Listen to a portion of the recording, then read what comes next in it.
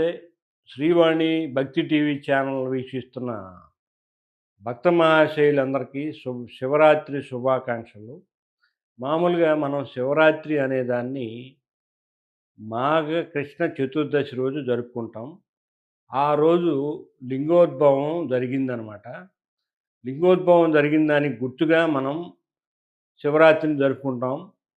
లింగోద్భవ కాలం వచ్చి 15వ తేదీ ఇంగ్లీష్ టైం ప్రకారం చెప్తున్నాను నేను. 12 గంటల 3 నిమిషాలకి జరుగుతుంది లింగోద్భవం.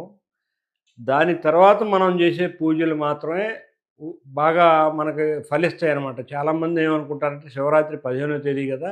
15వ తేదీ ఉదయం నుంచి కూడా చేద్దాం పూజలు అనుకుంటారు. మీరు 12 గంటల 3 నిమిషాలు 15వ తేదీ 12 గంటల 3 నిమిషాలు ఇంగ్లీష్ టైం ప్రకారం తర్వాత చేసింది మాత్రమే మీకు బాగా ఫలిస్తదనమాట. ఎందుకంటే ఆ టైంలో దేవతలందరూ కూడా చూస్తూ ఉంటారు. శివయ్యకి ఎంతమంది అభిషేకం చేస్తున్నారు భక్తులని చెప్పి. శివయ్యతో పాటుగా దేవతల కరుణ కూడా మీతో ఉంటది. ఆ విధంగా చేయాలి. ఇప్పుడు మనం ఈ హిస్టరీలోకెళ్తే లింగోద్భవం అనేది ఎందుకు జరిగింది? ఎలా జరిగింది? ఒకసారి బ్రహ్మ, విష్ణు, మహేశ్వరులకి ముగ్గురికి కూడా వాదం జరిగింది. వాదం జరిగినప్పుడు ఒకళ్ళు నేనంటే గొప్ప, నేను గొప్ప, నేను గొప్ప అనుకున్నారు. అదే టైంలో శివయ్య లింగ రూపంలో ఉద్భవించడం జరిగింది. ఉద్భవించి వాళ్ళిద్దరికీ ఒక పరీక్ష చెప్పాడనమాట. మీరు ఈ లింగం అడుగున ఎక్కడ ఉంది? పైన ఎక్కడ ఉంది? ఆకాశంలో ఎక్కడ ఉంది? ఒకసారి చూసి నాకు చెప్పండి అని చెప్పారు.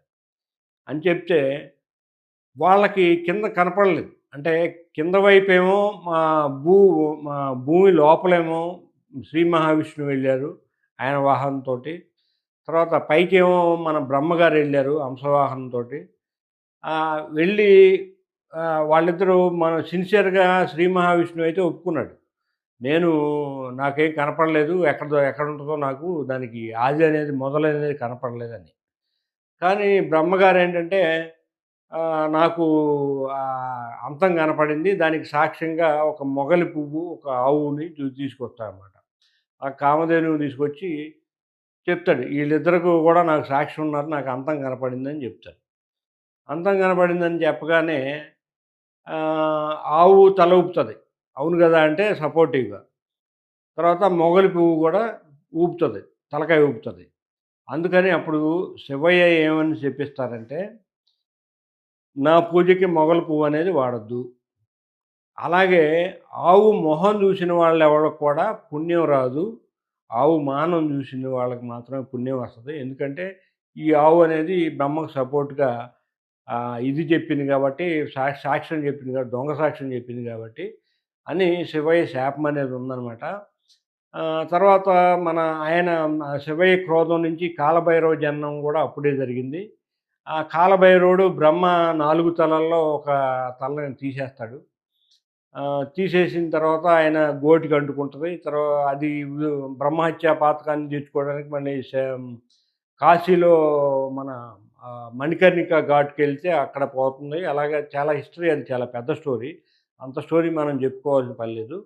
ఇప్పుడు మనకు ముఖ్యంగా ఏంటంటే లింగోద్భవ కాలం అనేది ఎప్పుడు అనేది లింగోద్భవ కాలం 15వ తేదీ అర్ధరాత్రి 12 గంటల 3 నిమిషాలకు ఉంటుంది. మీరు ఆ తర్వాత చేసే పూజలు, అభిషేకాలు మాత్రమే ఉపయోగపడతాయి అక్కడ. మీరు తర్వాత రోజు గూడా జేసుకోవచ్చు ఇబ్బంది లేదు. అవి కూడా మీకు చక్కగా ఉపయోగపడతాయి. అంటే 16వ తేదీ సాయంకాలం సూర్యాస్తమయం అయ్యే వరకు కూడా మీరు చక్కగా జేసుకోవచ్చు. ఇది నాకున్న పరిజ్ఞానం బట్టి చెప్తున్నాను. అందుకని మీరందరూ గూడా ఈ విధంగా మహాశివరాత్రిని జరుపుకొని, మన శివయ్య కృపకి అలాగే మిగతా దేవతలందరూ కూడా వాళ్ళ కృప కూడా పాత్రులు కండి. ధన్యవాదాలు. నమస్తే.